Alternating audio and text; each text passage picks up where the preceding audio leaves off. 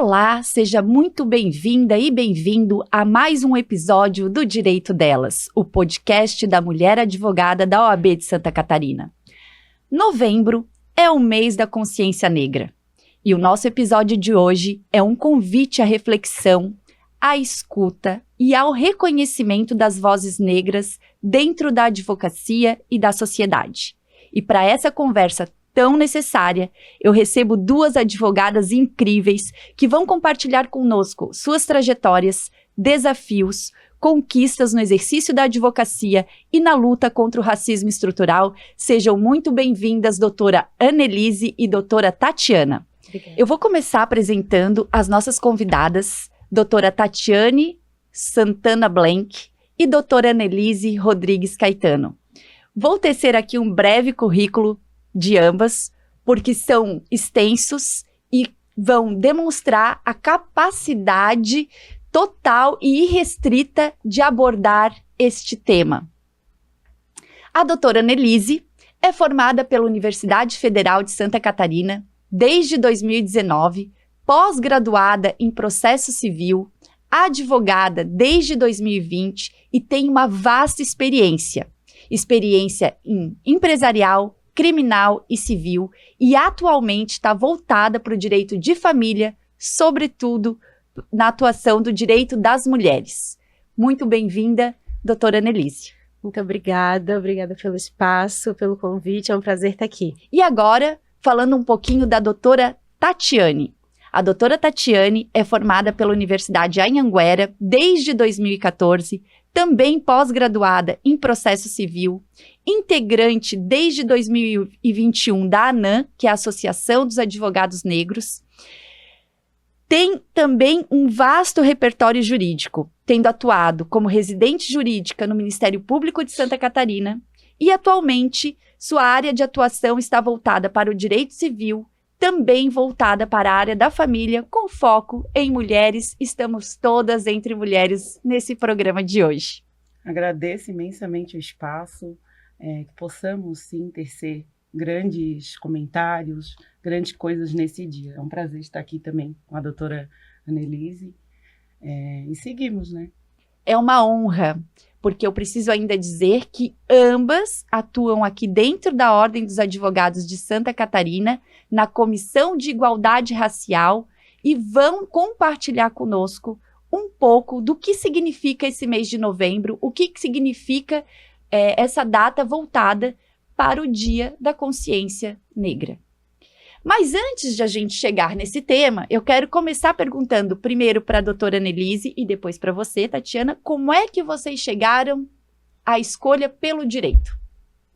Então, sendo sincera, eu cheguei no direito por um imprevisto, por, assim, caminhos da vida que eu entendo, aceito, mas foi um imprevisto. Eu sempre quis fazer jornalismo, sempre gostei de me comunicar, de conversar, mas eu estava me preparando, eu fiz o pré-vestibular para jornalismo e eu perdi a data da inscrição da isenção.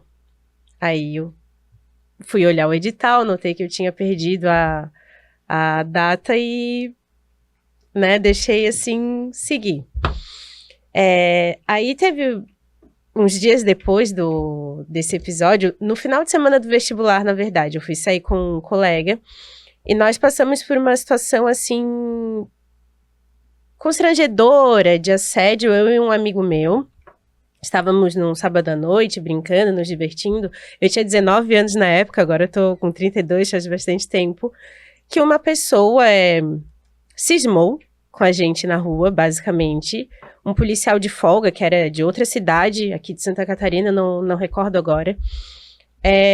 Ele achou que nós estávamos em atitude suspeita e começou a nos abordar, perguntando o que estávamos fazendo.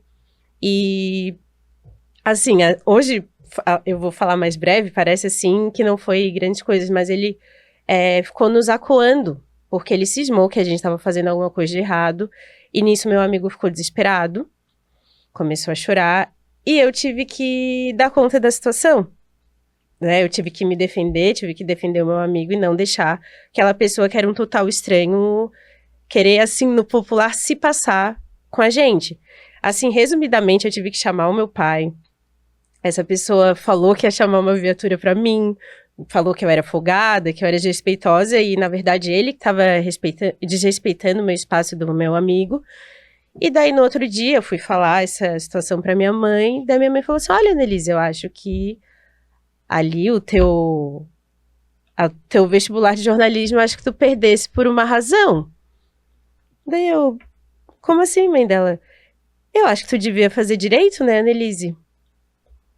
Aí eu pensei, fui procurar depois, procurei no Google, pesquisei as carreiras, assim, e foi assim que eu cheguei ao direito. Foi um imprevisto, mas eu vejo que era para acontecer, porque tem muito a ver comigo. Eu tenho muito essa questão de gostar de argumentar, de me comunicar, de ajudar as pessoas, de defender o meu ponto de vista, a minha visão das coisas, o famoso senso de justiça, que eu acho que é muito recorrente quando a gente vai dizer por que foi pro direito. E assim, foi com esse incidente que hoje eu tô aqui. Que história, né? Mães sendo mães. Sim, foi a minha mãe. Pegando o limão e fazendo uma limonada. Sim. É isso. E você? Então, por uma questão ancestral, eu diria, né, a minha finada avó, ela passou por muitas questões judiciais e a minha família tem muito esse lado do senso da justiça, do ancestral. Ela sempre disse, desde que eu era pequena, me recordo, acho que eu tinha uns 5, 6 anos, que eu seria advogada. Ela sempre colocou isso na minha cabeça e eu segui. E aí eu fiz até o vestibular para administração, passei, mas eu passei em frente à Anhanguera no dia e aí tinha a placa assim direita e eu olhei, será que o universo está me emanando isso? E lá fui eu. Então, a minha avó sempre me incentivou a ser advogada, a lutar. Eu sempre tive que lutar muito pelo meu espaço. Na faculdade, eu me lembro do primeiro dia, quando encontrei a professora Jane, ela vai ser sempre marcante, falando sobre os termos jurídicos. Eu, muito nova, 18 anos, eu fiquei, assim, incrivelmente apaixonada pela área. E até hoje estou aí. Tenho muito esse senso que a doutora Annelise falou da justiça. E se eu achar que eu tenho que defender algo que é meu por propriedade, é algo que eu vejo que é justo, eu vou fazer, né, sem medir esforços. E acredito que a nossa negritude, ela já vem com isso. Acredito que o ancestral, ele traz muito a questão da justiça, da força, de ter que lutar e resistir até os dias de hoje. Então, acho que isso está no nosso sangue. Sim. Eu aqui vou ficar muito quieta, porque eu tenho muito a ouvir e a aprender com vocês. E daqui a pouco, já eu vou me colocar no fogo sobre o início do nosso podcast, porque eu gosto mesmo de nos testar, né? Porque eu digo sempre que eu aqui nem gostaria de ser eu a entrevistar vocês. É preciso dizer que essa conversa seria conduzida pela presidente da comissão, né, de Direito à Igualdade Racial, a doutora Márcia, que também é uma presença muito marcante, né, quando Sim. O assunto é igualdade racial, mas por um problema de saúde, mais do que justificado, vim eu ter o privilégio de aprender hoje com vocês. Feita essa abordagem inicial que diz de como vocês chegaram no direito, por que escolher a profissão, e vejo que das duas o comum, né, como a família tem esse poder, né, de trazer para a gente as diretrizes, a questão ancestral, que você fala muito bem, como isso é impactante. Realmente, quando a gente ouve, assim, a questão do senso de justiça, da luta, faz todo sentido. E a mulher negra na história, né? Esperança Garcia, que foi uma das primeiras advogadas negras, lutava nas senzalas para libertar os escravos. Então, acho que isso é muito ancestral. Não tem como fugir do debate sem dizer, em qualquer ramo do direito atual, que isso não vem da nossa ancestralidade.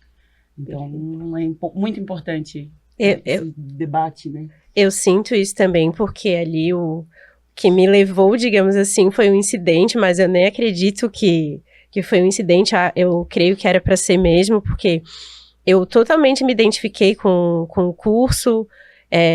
Eu não sei se no jornalismo eu teria me identificado tanto. E puxando, como a colega disse, a questão da família, tem vários advogados na minha família, também, tenho colegas de profissão que exercem a mesma profissão, então eu concordo com a colega disso que vem da nossa ancestralidade, essa questão do direito, de fazer a nossa voz ser ouvida, de auxiliar os outros por meio do que a gente escolheu, nosso ofício, e lutar, se fazer ser ouvido, em busca, impactar vidas com essa vocação que é tão, eu acho que é bastante inerente realmente a nós. Bem, diante disso, me incumbe perguntar se em algum momento da formação, ou mesmo já exercendo a condição de advogadas, vocês perceberam que a cor da pele influenciava as oportunidades ou o olhar das pessoas. Vamos começar agora com a doutora Tatiane. Então, eu digo que a minha vida ela se transformou em 2020, desde quando uma colega ela procurou a Anaã, porque não tinha cotas nos concursos de residências, e ela procurou a Anaã, e a Anaã pleiteou junto com o Ministério Público Federal, junto com o Ministério Público Estadual, as cotas. Então, a partir daí, eu ingressei no Ministério Público. E dali foi uma grande escola para a minha vida. Então, eu digo assim, eu já passei muitas coisas, eu poderia ficar aqui um dia inteiro falando tantas coisas que eu passei, mas acho que hoje é dia de encorajar mulheres. Então, eu digo que as cotas, elas são importantes, elas têm que continuar. Eu sou retrato disso, né? Hoje, eu digo que tudo que eu tenho agradeço, toda a formação acadêmica, tudo que eu tenho hoje na vida eu agradeço muito, a oportunidade que eu tive. Sinto sim que hoje em dia, na posição de advogada, sinto que algumas pessoas se sentem incomodadas com a minha presença, mas eu não me importo, estarei lá porque esse é meu lugar de direito, foi um lugar que eu conquistei com muita luta, com muito suor. E o que eu digo até para os meus filhos é que a gente tem que continuar, né? O preconceito ele vai existir e ele nunca vai acabar enquanto as pessoas não tiverem consciência das situações que estão sendo colocadas. Mas, como eu digo, se for sentar e falar tantas coisas, os olhares, eu já escutei coisas assim, o que essa negra está fazendo aqui dentro de um fórum? E eu me lembro que na época da faculdade eu só fui para um canto e comecei a chorar. Só que alguma força ancestral me disse, levanta tua cabeça. Tu não nasceu para isso, tu não nasceu para escutar. E dali eu disse que eu nunca mais ia deixar ninguém, se eu pudesse lutar, enquanto eu estiver força, estiver dentro da minha razão, eu vou fazer. Então, eu diria muito assim que nós estamos no nosso espaço e como advogada negra, nesse espaço que estamos, nós passamos por muitas coisas.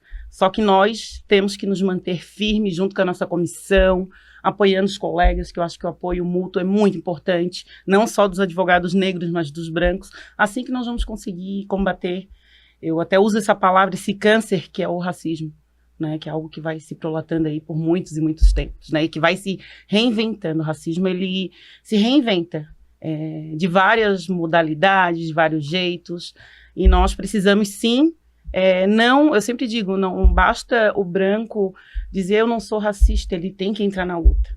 A luta é de todos nós, porque o racismo não nasceu de algo que veio do nada. Ele foi plantado, então ele precisa ser desconstruído, né? Como diria o Martin Luther King, ninguém nasce racista, né? Se podemos aprender a amar, a odiar, podemos aprender a amar. Então, acho que o discurso tem que ser sempre esse, né? Seguindo o gancho da doutora Tatiane, eu também fui aluna cotista e em um espaço bem peculiar que é a Universidade Federal, num curso de prestígio social, que a gente sabe que o direito é um desses cursos. Então, numa sala assim de 45, 50 pessoas, tinham 5 cotistas, né, por semestre, 4, 5. E isso já marca. As pessoas já não, sendo sincera, elas não aceitam, né? Não gostam, torcem o nariz, olham assim de jeito diferente.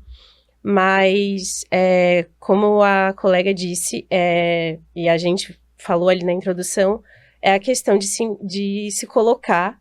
Eu estou aqui porque eu tenho direito, eu passei no vestibular também, eu estou aqui porque eu tenho a mesma capacidade, não existe essa diferença de, cotista, abaixa enfim, o padrão das notas, não tem tanta capacidade, não tem nada disso. Mas, assim, existem os olhares. Eu nunca passei, não recordo de já ter sofrido algo explícito. Mas, assim, olhares, aquela coisa de estar nos espaços, de olhar de cima a baixo, às vezes fazer parte de uma equipe, chega alguém de fora, assim, um gabinete e parece que não nos reconhece como fazendo parte ali daquele grupo de trabalho, daquela equipe, enfim, então, existe. E, infelizmente, como a Tatiane disse, sempre vai existir. E a gente tem que saber lidar, infelizmente, mas não tolerar também. Ambas trouxeram uma colocação, né, a respeito da importância das cotas. E muito se fala sobre isso, e aqui a doutora Tatiane me fez lembrar nos bastidores que são 21 anos, 22 anos da lei de cotas. E é preciso que se entenda de uma vez por todas que isso se trata de uma reparação histórica. Exato. Porque a gente estuda a história do nosso país, e isso é matéria de ensino fundamental 1, 2 e médio. Somos um país que vem de uma origem onde a escravidão fez parte de um processo longo da nossa história. 300 anos. E quando houve a abolição da escravatura, não houve a abolição da escravatura. Se deu a liberdade pro negro sem qualquer suporte financeiro e econômico. Então, se marginalizou um povo que já era violentado dentro daquela condição da escravidão. Então, quando eu ouço falar, então por que não uma cota por condição social? Por que não uma cota? Eu fico pensando na falta de reflexão deste universo, mais de 300 anos, de um povo que foi absolutamente violentado e depois marginalizado. Como não raciocinar dessa reparação histórica? Desde muito cedo, eu tento, e aí eu acredito muito, né, doutora Tatiane, que essa luta é de todos. E se nós, brancos, privilegiados, dentro de uma estrutura, porque sim somos, a estrutura é feita pra gente, né? Então, quando a gente fala de feminismo, a gente está falando do machismo estrutural que nos coloca como mulheres em condições não igualitárias. Então, o feminismo busca a igualdade de oportunidades. Mas dentro do próprio feminismo, e aqui eu preciso dizer, para referenciar com quem aprendi isso, que foi lendo Djamila Ribeiro, uma escritora preta, uma filósofa preta, que ocupa espaços de poder e faz essa discussão chegar para além de determinados e poucos grupos. É preciso que nós, brancos, nos coloquemos na condição de aprendizado, né? Foi com ela que eu aprendi que a mulher preta, quando a gente está falando de tudo, ela está no último nível dessa escala de opressão. Então, eu acredito que hoje, esse podcast que a gente está fazendo aqui, onde eu quero me colocar principalmente nessa condição de ouvi-las e de tentar trazer para aqueles que, da minha corção, aprendam a ouvir, se dediquem a alguma leitura, porque isso é um dever de todo cidadão que realmente quer um futuro diferente, porque realmente ninguém nasce racista.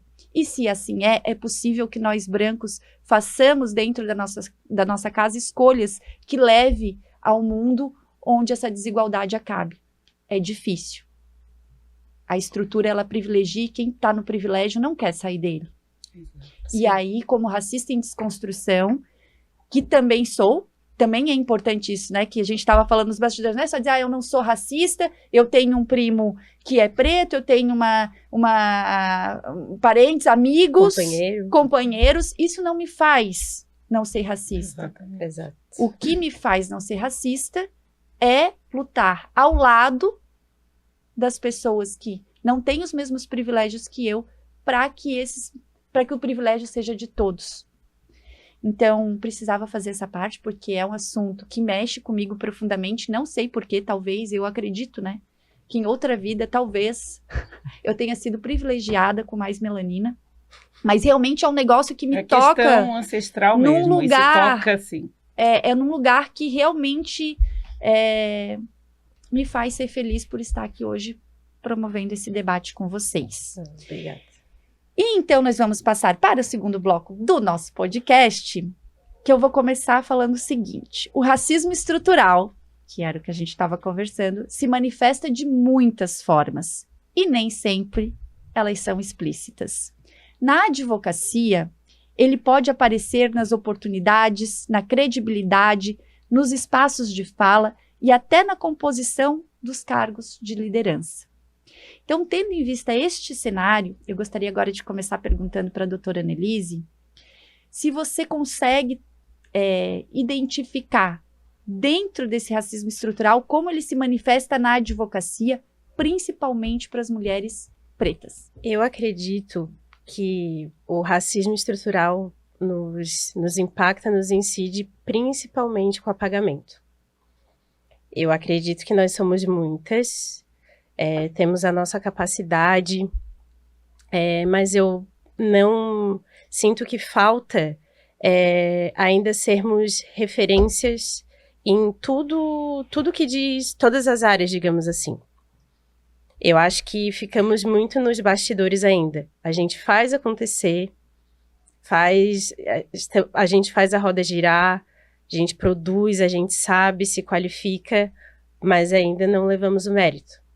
Quando é para receber algo, um elogio, aparecer no front, não é a gente que tá ali. Eu acho que tem muito apagamento, assim. Falta, infelizmente, a gente carece de protagonismo. O racismo estrutural, ele faz isso com a gente. E eu acredito, assim, na advocacia, eu creio que até por isso que cada vez mais mulheres estão buscando a carreira autônoma. Ter o seu escritório, construir sociedades, muitas vezes com colegas pretas também, porque sabe aquele jargão do o nome na porta? Uhum. Exatamente. Ali o nome na petição, eu fazer a minha construção e eu argumentar, não eu fazer para alguém ir lá pegar o que eu fiz. Exato. E levar o crédito. Uhum. Então, acho que é muito isso. O racismo, infelizmente, a gente ele se ramifica, ele se dá de várias formas, o racismo estrutural, porque é reflexo da nossa sociedade. As pessoas não pensam em intelectualidade, em representatividade, essas coisas, não pensam uma mulher negra. Ainda mais no direito, que é um curso muito elitizado, muito masculino, muito branco. Então, nós não somos a imagem que vem na cabeça do cidadão comum. Então, infelizmente, eu creio que o que mais nos impacta é o apagamento. Essa nos tornar quase que invisível, assim, se a gente não for em busca, não reivindicar, não fazem por nós. Bom, eu complemento a fala da doutora Annelise, realmente nessa questão do apagamento. Recentemente eu também decidi ir para a advocacia autônoma e dar o meu nome. Por mais difícil que seja, eu não acho justo fazer o nome de pessoas que não me representam. Então, eu vejo que é muito isso na cabeça das pessoas. Eles não nos veem como um profissional da área. Né? Eu vejo, às vezes, até na questão da formalidade, às vezes eu tento ser formal, tento ter o contato com o cliente, mas de uma forma humana, e às vezes isso é levado muito para o lado do desleixo. Então, eu vejo que há um apagamento muito forte da mulher negra. A mulher negra, ela não pode estar num lugar de ser protagonista da sua própria história, porque sempre vem alguma coisa. Eu já passei por situações de estar dentro de um elevador e simplesmente as pessoas fingirem que não me veem. E aí é onde talvez aquilo que a gente falava no bastidor, a mulher negra, ela nunca pode se impor. Porque se ela se impor, ela é uma negra metida, arrogante. E a mulher negra, para ser ouvida dentro da própria história, né, dos livros que forem ler dos filósofos negros, a mulher negra ela tem que gritar para que ela seja escutada.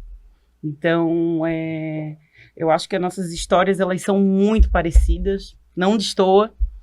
E muito da questão do curso do direito ser de elite. Isso, para mim, foi uma questão, mesmo que a minha faculdade era particular, também tinha muitas pessoas que tinham acesso, e às vezes eu ficava me olhando, meu Deus, como que eu vou conseguir? Eu não vou conseguir, eu não tenho, eu sempre falava, eu não vim do nada. E eu sempre dizia isso, e hoje eu vejo até que alguns colegas nem estão mais na área, e eu resisti, por isso que eu acredito na minha vocação, acredito na minha ancestralidade, mas eu vejo que é muito essa questão, o racismo estrutural, ele até por essa questão do direito ter essa questão, que é um curso que todo mundo quer fazer, e é um curso de poder aquisitivo alto, né? Até eu digo pelos 5 anos o quanto foi difícil, e eu vejo que a gente fica à mercê, e se você não se impor realmente, você não dizer, não, eu estou aqui, né? E a mulher negra, muito se fala também da solidão da mulher negra, nós somos sós nos espaços. Eu sinto isso. Na época da faculdade, eu via as colegas confraternizando e eu sempre fiquei muito de lado. Então, a mulher negra, ela tem muito isso, e realmente concordo com a doutora, de estar lá embaixo. Só que eu acho que nós temos o poder, eu tenho certeza, nós temos o poder de nos levantar. Acho que chegou o momento de essas pautas serem levantadas, da gente criar movimentos. Estamos num estado, sim, que há grandes debates, e cobrar das autoridades mais políticas, né, em prol dessa pauta. Vou trazer agora, até vou sair um pouquinho aqui do roteiro, porque enquanto você falava, me veio muito a questão e aí falou da solidão, falou de outros aspectos, que me veio na cabeça o seguinte: a Comissão de Igualdade Racial, da qual ambas participam, vocês sabem me dizer quantos integrantes tem? Tem, salvo engano, tem 22 participantes. Quantos são brancos? 27, perdão. 27. Agora, esse dado de ser branco, eu não sei. São 27, da última reunião que teve. Estava pensando aqui, né? Porque, veja, se a gente está conversando aqui, que é muito importante, até para se juntar na luta contra uma estrutura. A Comissão de Igualdade Racial não deveria, em tese, ser procurada apenas pelo grupo das pessoas Mas pretas. tem pessoas brancas, tá? Eu amém. Só não sei a quantidade. Eu vi algumas pessoas, porque por vídeo, as reuniões, e eu acredito que tem. Que bom, porque esse é um número importante para a gente trabalhar. Estou me colocando aqui na condição de crítica a mim mesma. Né? Porque eu faço parte da Comissão da Mulher Advogada, faço parte da comissão lá de São José. Como podemos também participar eu acredito que nós não estamos limitadas também como advogadas negras a participar só da comissão. Eu, inclusive, faço parte da Comissão de Direitos Humanos de São José. Porque eu acho que a gente tem que fortalecer, sim, né? Tanto que eu faço parte da ANAAN, que é nacional, que eu acho que tem muito a agregar também para cá. Mas eu acredito que podemos fazer parte de qualquer comissão. Não, isso eu não tenho dúvida. Com certeza. Isso eu não tenho nenhuma dúvida. A minha questão é que se nós, e colocando essa condição, né? Se nós brancos não nos engajamos, se nós não participamos, se nós não apoiamos esse protagonismo que tu bem colocaste, né, doutora Annelise? Como que a gente muda? Verdade. O local de crítica, né? Sim. Porque não adianta também a gente fazer toda a conversa, falar dessa consciência, né, racial e de estrutura toda voltada para os privilegiados, se também na hora de fomentar este protagonismo a gente não se coloca ao lado e, quem sabe, até atrás. Exato. Para que se possa criar esses espaços, porque quando você disse também a mulher preta precisa gritar para ser ouvida, de fato, vamos partir daquela estrutura da Djamila, né? Se para a mulher branca já é difícil ser ouvida, para uma mulher preta tão mais, como fazer com que se abra? Porque esse espaço não vai aparecer voluntário, né? A gente vai ter que A gente vai ter que buscar... Mas estamos recebendo colegas que queiram, a nossa comissão precisa e está passando por uma reformulação. As pautas, elas são interessantes, são importantes. Vejo que nós temos grandes nomes ali, o doutor Ribeiro também, que é um grande crítico, a gente até brinca. Uhum. E precisamos, sim, de todos os colegas, e acredito também que a pauta ela não se estende só para o mês de novembro. Essa pauta tem que ser de janeiro a dezembro. Né? Então, acredito que tem espaço para todos que queiram acrescentar, que queiram somar conosco. Acredito que as portas estão abertas. Eu vou me colocar nessa condição para 2026, meta, integrar esta comissão também, porque eu quero muito buscar esse lugar de protagonismo para todas as mulheres, especialmente pretas, porque nós temos em comum aqui uma coisa que eu descobri, né? Todas nós advogamos aqui na área da família e a minha advocacia não é exclusiva, mas ela é voltada bastante para as mulheres. Então, essa veia comum de querer fortalecer o feminino e fortalecer ainda mais as mulheres que são historicamente silenciadas é algo que me motiva. E eu tenho buscado muito o propósito. Vocês falaram de colocar o nome na porta, né? Eu acredito que isso é um movimento muito forte dentro do próprio feminino, das mulheres, porque, de fato, eu até escrevi, porque isso aqui vai virar frase de vida para mim. Chega de fazer o nome de pessoas que não nos representam. Isso é uma coisa que bateu muito forte em mim, assim, quando eu saí do Ministério Público e tive que advogar, eu fiquei pensando, meu Deus, mas eu estou dando nome para as pessoas, mas eu também me capacitei, eu também sou capaz. Né? Eu fiz pós-graduação, eu sempre digo que o Ministério Público de Santa Catarina é uma vanguarda, eu fui muito bem recebida, muito bem, de verdade, sou muito grata. E para que eu vou fazer o nome de alguém se eu posso fazer o meu? Por mais difícil que seja, eu tenho que lutar. Né? Se nada der certo, eu sei para onde voltar. Mas... Quando a gente bota o nome da porta, a gente está buscando esse protagonismo. E esse reconhecimento próprio de que tudo que a gente se capacita, e aí vem muito também, sempre frisando, né? São lugares diferentes que saímos, há um liame, né, do feminismo que nos une, que é botar o nome na porta, é o reconhecimento de que nós nos capacitamos, porque pra gente que é mulher, a gente parece que sempre precisa mais do que o homem propriamente. Até podemos olhar, as grandes advocacias aqui no estado, ou na grande Florianópolis, são formadas por quem? Bancas masculinas. Majoritariamente branca. Primeiro lugar, porque é difícil quando eu encontro com algum colega negro que é advogado, eu me sinto, de verdade, me dá até uma sensação muito boa. Eu tento até fazer minhas parcerias e consumir todas as coisas que eu consumo dentro do direito são de pessoas negras. Porque eu acho que chegou a nossa vez. Né? Eu acho que temos que nos fortalecer, sim. Temos que um ou outro, como a doutora falou aí, procurar quem nos representa. Né? E às vezes até eu olho assim para os desembargadores e eu já vi histórias assim realmente dos próprios desembargadores entenderem que por que não poderia ser uma pessoa negra. Até uma vez eu fui visitar uma comunidade no Quilombo, em Paulo Lopes, e eu olhei para eles e falei assim, vocês são governados por pessoas brancas e eles não entendem de vocês. Vocês têm que colocar uma pessoa de vocês lá. Aí eles pararam e me olharam. Como que um desembargador branco vai entender essa pauta? Né? Quando chega alguma pauta racial, um exemplo. Ele não tem esse entendimento. Ele vai julgar sem a perspectiva. Né? Embora nós temos aí o protocolo de julgamento sobre o protocolo de gênero, né? Que pode ser utilizado nessa questão da mulher negra. Sim. Mas, assim, eles não têm esse entendimento. Então, eu acredito que tem que ter um movimento, sim, para movimentar o judiciário para esse lado também. Né? E é isso. Vou aproveitar esse gancho que você trouxe agora para a gente falar do lugar de fala. Né? Muito se fala em lugar de fala, mas ainda há confusões sobre o que isso realmente significa. É sobre silenciar uns e dar voz a outros, ou sobre reconhecer as vivências que fundamentam cada narrativa?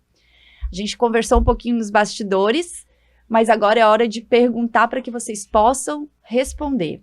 O que representa para cada uma de vocês o conceito de lugar de fala? Agora eu começo com a doutora Annelise de novo. Para mim, o lugar de fala é, sobretudo, reivindicar a nossa propriedade. Falo nossa porque os assuntos da negritude, debates raciais, tem muito essa ideia do coletivo. Então, para mim, o lugar de fala é isso. É nós nos colocarmos no centro, porque a gente também tem propriedade para construir, para formar opinião, para falar, para expor, não só, às vezes, pessoas que estudam, porque todo mundo pode debater, pode discutir, pode se debruçar, querer estudar algo, seja o que for. Mas quem vive genuinamente, quem passa por aquilo no dia a dia, na vida, tem outra perspectiva. Tem um olhar de quem efetivamente vive, passa, infelizmente, às vezes, né, experimenta aquilo ali. Então, o lugar de fala para mim é isso. É nós reivindicarmos e chegar, não, eu também vou falar disso aqui, eu posso falar disso aqui, eu sei disso aqui. Não só alguém, eventualmente uma pessoa do meio acadêmico extremamente, assim, estudado, digamos assim. Intelectual. Nós também somos a intelectualidade. Então, para mim, o lugar de fala é isso, é saber que todos podem colaborar, mas saber diferenciar não só o que está sendo falado, e de onde está sendo falado. Quem está sendo o locutor, qual o contexto, a conjuntura, tudo que atravessa aquela pessoa, a realidade da pessoa que está falando. Doutora Tatiane? Bom, eu complemento realmente falando que o lugar de fala é de todos. Eu acho que chegou o tempo da sociedade construir esse lugar de fala. É muito prático, como a doutora falou, a gente estar no lugar, a gente saber realmente o que a gente passa, o que a gente sente desde a infância, né? Porque o racismo, ele atinge o patamar desde a infância. Eu vejo que a sociedade tem que construir esse diálogo. Acho que é um diálogo até que fala mais sobre a branquitude. Eu acho que os brancos têm que conversar entre eles e entrar num consenso. Porque, como conversamos ali fora, a questão é muito de estar nesse lugar de privilégio e não querer sair. Então, acho que essa construção passou da negritude para a branquitude. Chegou o tempo do povo branco construir esse diálogo e realmente ver sair, se desconstruir, né? Eu acho que hoje o mundo está muito aberto para tudo. Temos a inteligência artificial, hoje em dia é muito fácil a informação de como tratar com as pessoas, né? Então, o lugar de fala é de todos. Eu vejo que eu posso falar, né? Eu tenho propriedade para falar, mas chegou o tempo da branquitude se colocar nesse local de fala, porque temos institutos jurídicos de muitos anos já aí que estão vigentes. Há muita discussão em debate no nosso legislativo, e eu vejo que a sociedade tem que construir isso junto, né? Eu vejo nesse ponto, assim. Um complemento que estávamos falando agora há pouco, a questão da composição da nossa comissão. E nesse gancho do lugar de fala que a colega diz, nós, pretos, a gente já sabe muito sobre esse assunto. Só que quando a gente vai debater, externar, colocar para fora, às vezes num evento, uma roda de conversa, um grupo de estudo, quem está ali assistindo? Quem está ali debatendo? Só a gente. Então, tem que haver também um interesse, uma contrapartida, porque senão não evolui. É verdade. Claro que temos E essa tocou no coração, o tá? nosso lugar de fala de quem vive, mas também pode haver, como a gente costuma dizer, os aliados.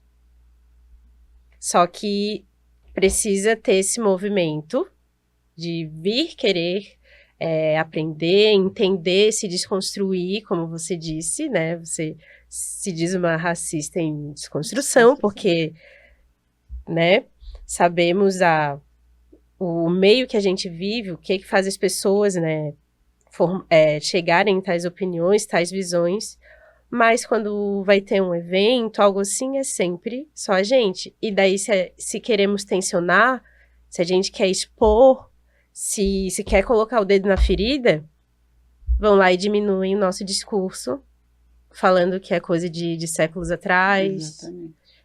que a gente vive numa democracia racial, que a gente tá no Brasil, que todo mundo tem sangue de preto.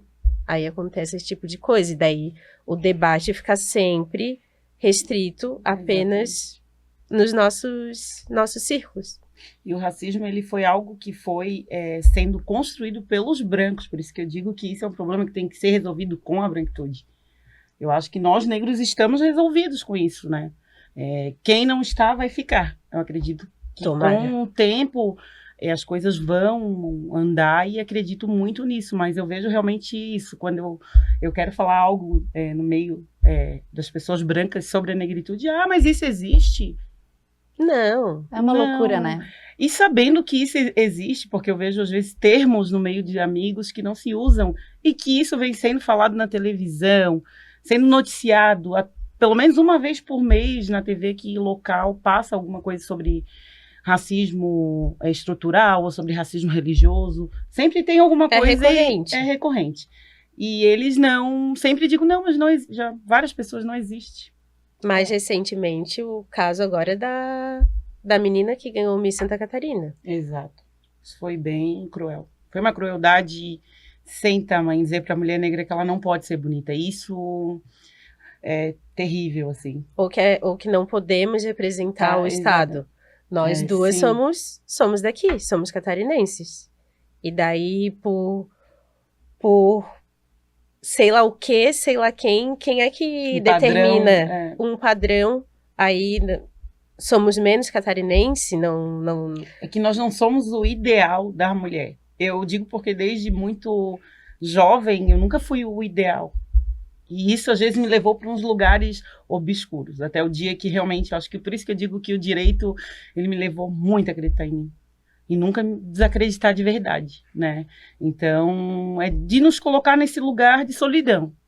A mulher negra, ela tá sozinha, e se você for fazer até um estudo, algo nesse sentido, você vai ver que a mulher negra, geralmente as amigas delas são negras, né? E é o coletivo, a gente se une e para uma causa maior. Mas dessa questão da Miss Santa Catarina foi algo muito cruel. Eu percebo que a questão da representatividade. Exato. Quando vocês falam da questão da Miss, que eu acompanhei, não me aprofundei, mas acompanhei, e quando você fala do ideal de mulher, vem muito esse estereótipo. Exato. De uma mulher branca, alta, magra, loira, de olhos claros. Né? Cabelos lisos. E isso é o que é vendido. Exato. É o que é vendido, é o que é consumido e que nos escraviza de um modo geral. Por quê? Para algumas nunca serão, para outras que podem chegar perto vira uma meta de vida, e aí vou entrar um pouquinho no empobrecimento da própria mulher, porque o capital quer que a gente gaste o nosso dinheiro com futilidades, e aqui não vou fazer nenhuma defesa de não faça ou faça, acredito que cada um sabe o que é melhor para si, mas é um fato, quanto mais distraídas estivermos em consumir algo que é intangível, né, não vai ser atingido, menos a gente fala do que é importante, dentro do próprio feminismo, e aí mesmo dentro da luta coletiva das mulheres, nesse caso pretas, e aí aqui estamos falando também no mês da consciência negra, mas aqui é o podcast da mulher advogada, então eu vou fazer vou dar esse protagonismo Sim. desse espaço. E a representatividade, e também quando você fala, né, que me tocou, que eu falei que tocou o coração, a conversa, não sair para fora da bolha, vou dizer assim, exatamente isso. Só demonstra que nós, brancos, na maioria das vezes, não estamos interessados em sair realmente dessa zona de conforto. E quando você diz, agora a conversa tem que ser nossa, realmente, ela precisa ser nossa. A gente precisa ter esse interesse, a gente precisa consumir, porque nunca estaremos no mesmo local, porque a estrutura é nossa, digamos assim, né? Como a gente não vai estar no mesmo local, a gente tem que fazer este movimento de conversa entre nós, colocar o desconforto quando presenciarmos situações que não são mais admissíveis, fazer correções de falas quando for pertinente, e nos colocarmos no local também de causar o desconforto. Porque a gente ainda passa pano para o coleguinha que fala uma frase racista, que é disso, porque a gente não quer aquele desconforto. E me coloco nessa condição, porque quantas vezes eu deixei de falar algo, e eu preciso causar esse desconforto no outro coleguinha branco, porque aquele coleguinha branco que vai me chamar de exagerada, que vai, enfim, não importa. Se a gente não causar esse desconforto, a reflexão não vem. Não. Então, quando eu li o lugar de fala da Djamila, eu entendo que quando tu coloca, né, que o lugar de fala é de todo mundo, porque a gente precisa falar dentro das nossas coletividades sobre isso. Mas eu muito entendi o que ela queria dizer, sabe? Porque a gente precisa se colocar, nós, brancos, na condição de que a gente não tem nenhuma condição de dizer que o racismo não existe. E a gente tem que parar de inventar teoria para se manter dentro dessa categoria dos privilegiados. Aqui vou trazer um pouquinho do racismo reverso. Eu já ensinei para o meu filho isso. E ele esses dias, mãe, só queria confirmar contigo, racismo reverso não existe. Não, meu filho. O racismo reverso não existe.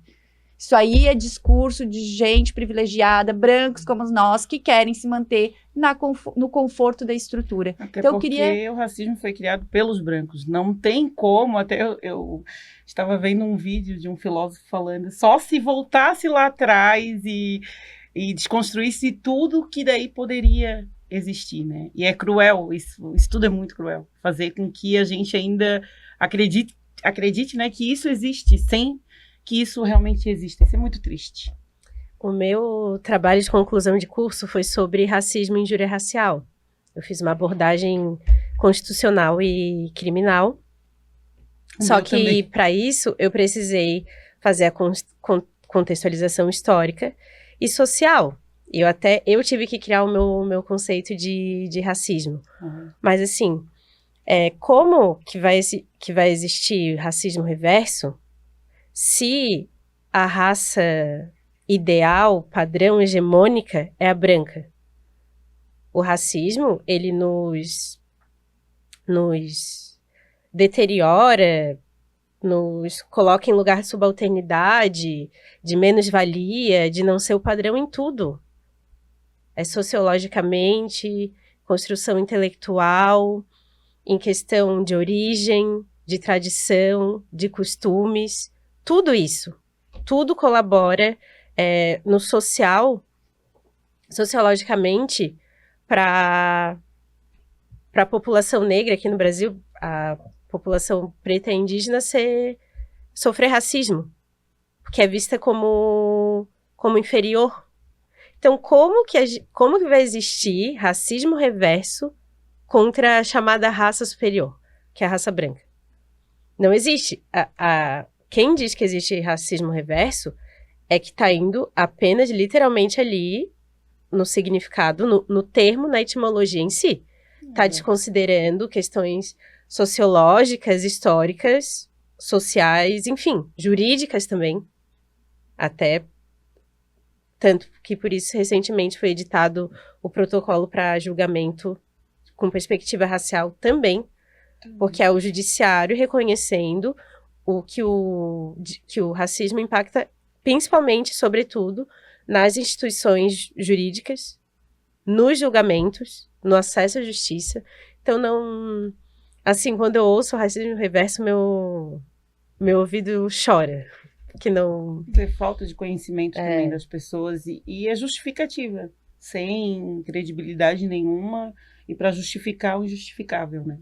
E outra, né, pra gente colocar, que eu gosto da pimenta, né? Exato. O conhecimento, falta do conhecimento que não se busca. Não se busca. Porque, como tu disse, né, em mundo de chat GPT, de inteligência artificial, você buscar minimamente um letramento racial é só uma questão de a gente querer mesmo, né? Hoje em dia está totalmente noticiado, eu vejo que tem muitas coisas na mídia. As pessoas fazem porque querem e não querem se desconstruir. Eu vejo que é muito isso, a falta do, como a doutora falou, do sair da bolha. Não somos nós que temos que tratar sobre isso. Isso foi fruto da branquitude, isso é algo que veio com o racismo, né, com a escravidão, e o racismo ele é fruto disso. Quem tem que se desconstruir é a sociedade branca. Não tem mais o que ser falado entre nós.